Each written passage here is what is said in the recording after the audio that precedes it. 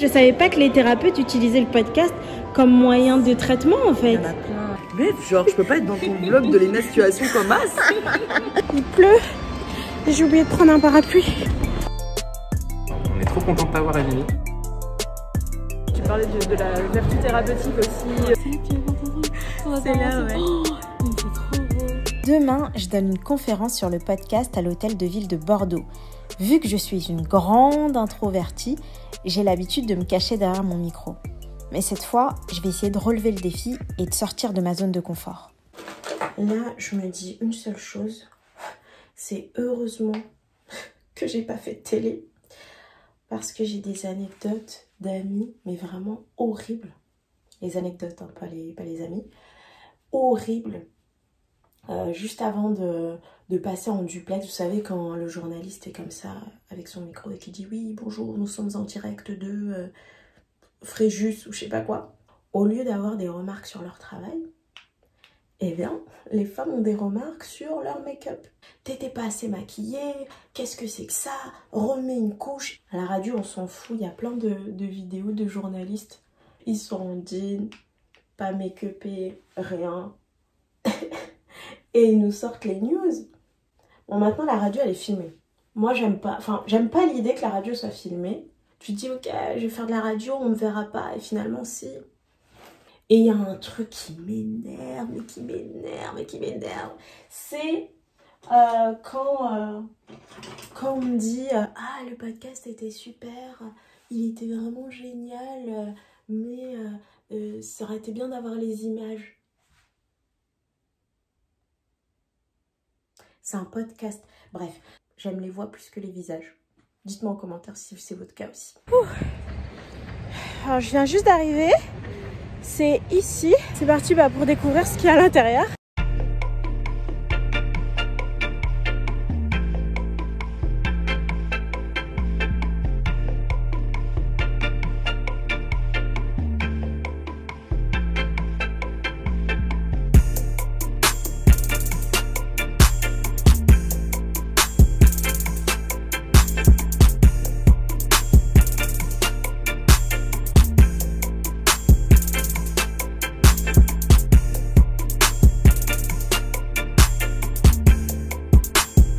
Je suis dans la salle où je vais intervenir.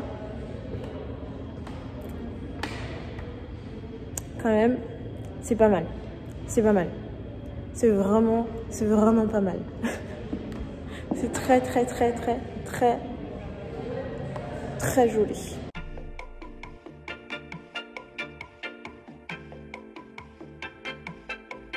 Guillaume Comagnac, co-organisateur de l'événement Bordeaux Fête du podcast, première édition. Yes. On est ici à l'hôtel de ville de Bordeaux, un lieu magnifique et on est trop content de t'avoir, Émilie. Merci, moi aussi je suis contente d'être là. Du coup, la conférence va commencer dans genre 1 minute. Il y a du monde et ça va être trop bien, mais je vais y aller, ça commence maintenant. J'étais stressée au début, mais une fois que je parle de podcast, plus personne ne peut m'arrêter. Il parle de quoi ton podcast? Mon podcast, il parle d'hypnose. Et, Ah ouais? d'hypnose, de PNL, de communication non violente aussi, parce que je suis thérapeute. Ah. Et du coup, c'est un podcast qui me sert aussi pour mes patients. Arrête. Donc je les renvoie en leur disant, bon là, on n'a pas le temps de finir la séance, mais allez voir le truc sur l'estime de soi ou allez voir sur la communication non violente. C'est un truc de fou. Mais non, mais c'est trop bien. Mais parce que je savais pas que les thérapeutes utilisaient le podcast comme moyen de traitement en fait. Il y en a plein, il y en a des chouettes. Hein. Mais parce qu'à chaque fois, je parle du fait que le podcast a des vertus thérapeutiques et je fais oui, mais ça remplace pas la thérapie parce que j'ai peur de dire n'importe quoi. Et en fait, là, tu me confirmes que le podcast a des effets thérapeutiques. Mais carrément. Alors, on vient de rencontrer Florence qui a écouté notre podcast La Cassette de Elisa. Oui, voilà, j'étais très heureuse de rencontrer les personnages et la narratrice. Je voulais savoir comment ça s'était passé.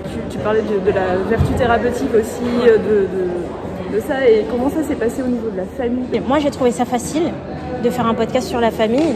Souvent, on pense que le micro, ça a créé une barrière, mais nous, ça a créé des ponts. Beaucoup de podcasts sont adaptés en livre ou parlent du travail des podcasteurs. J'ai commencé ce livre sur la fiction sonore et c'est merveilleusement bien écrit. J'ai assisté à plein de conférences hyper intéressantes comme celle d'un label de podcast, je savais même pas que ça existait.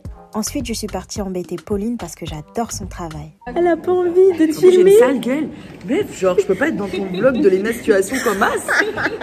Le truc qui est trop bien avec vous, c'est que vous essayez de démocratiser le podcast. Ouais, que nous, notre boulot, c'est aussi de mettre en avant des œuvres moins connues, Yes. d'essayer d'amener des sujets moins connus et de Tout le monde peut parler aussi, tu vois. Parce Tout le que monde tu peut interroges des gens, toi tu as dit que tu t'interrogeais beaucoup les gens en situation de minorité. Oui, bien sûr. Et ces gens-là, souvent, ils se disent, bah, moi, ma parole, elle n'est pas légitime, j'ai pas... Et à Quand la je vais fois, parler, je vais dire à quoi, la en fait. fois, ma parole, elle n'est pas légitime, mais à la fois, je ne suis pas légitime à écouter. Je pense que c'est Ah ça dans oui. les deux sens. Ouais, C'est à la ça. fois, je n'ai pas le choix ou je n'ai pas vraiment l'accès à la parole. Mais ça, c'est malheureusement le capitalisme, le patriarcat et le racisme qui nous crée ça. Mais en dehors de ça... Tu as réussi à le placer, quoi. Bien sûr.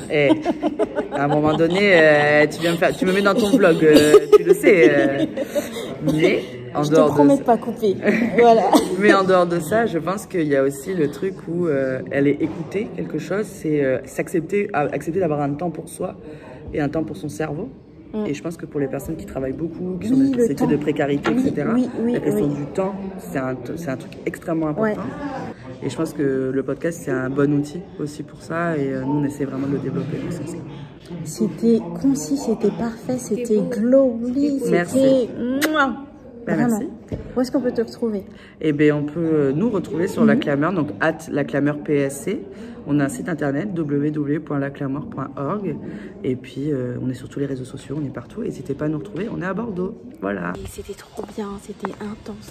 Par contre, t'étais stressée ou pas? Au début, ouais, j'étais stressée. Ça allait et tout. Et J'étais stressée au début. t'étais quelqu'un. Mais non. Wonderful, marvelous, you should care for me. J'ai fait tomber mon café sur moi. Devant tout le monde. Devant tout le monde, j'ai fait tomber mon café. Heureusement, j'ai un t-shirt en dessous. Du coup, au niveau de la masterclass, j'ai expliqué comment gagner de l'argent avec son podcast. J'ai insisté sur l'importance de faire du documentaire, en fait. Le documentaire, ça a beaucoup plus d'impact sur les gens. C'est plus facile à vendre un studio de production. Si vous voulez toutes les étapes pour créer un dossier de production, le dossier de production, c'est vraiment la pièce maîtresse pour vendre son projet au studio de podcast. J'ai créé un guide qui s'appelle le guide pour démarrer, SOS Podcast, le guide pour démarrer. Il est dans la barre de description, vous le trouvez, c'est téléchargeable gratuitement. Et surtout, je pense que le conseil le plus important que j'ai donné, il est vraiment bateau, mais il est vraiment important, c'est de résumer son idée de podcast en une phrase. Si vous avez besoin de 15 minutes pour résumer votre projet de podcast, ça veut dire que vous avez 15 podcasts et là c'est mort. Donc je vous mets au défi de résumer votre projet de podcast en une phrase, ce sera un bon début. Là on va à un deuxième événement à notre espace de coworking. Le réseautage n'est jamais fini. Faut pas avoir peur du réseautage. C'est très bien. C'est juste des rencontres professionnelles. Et c'est des rencontres humaines aussi. Hein. C'est pas que du business. Donc, go pour deuxième événement. Je suis épuisée.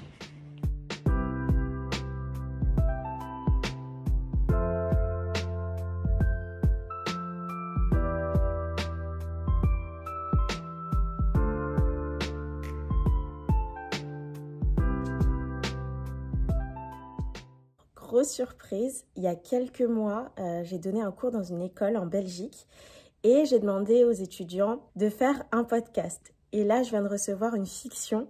C'était un groupe de 3 personnes, 3 filles. Je vais écouter et on va voir ce que ça donne.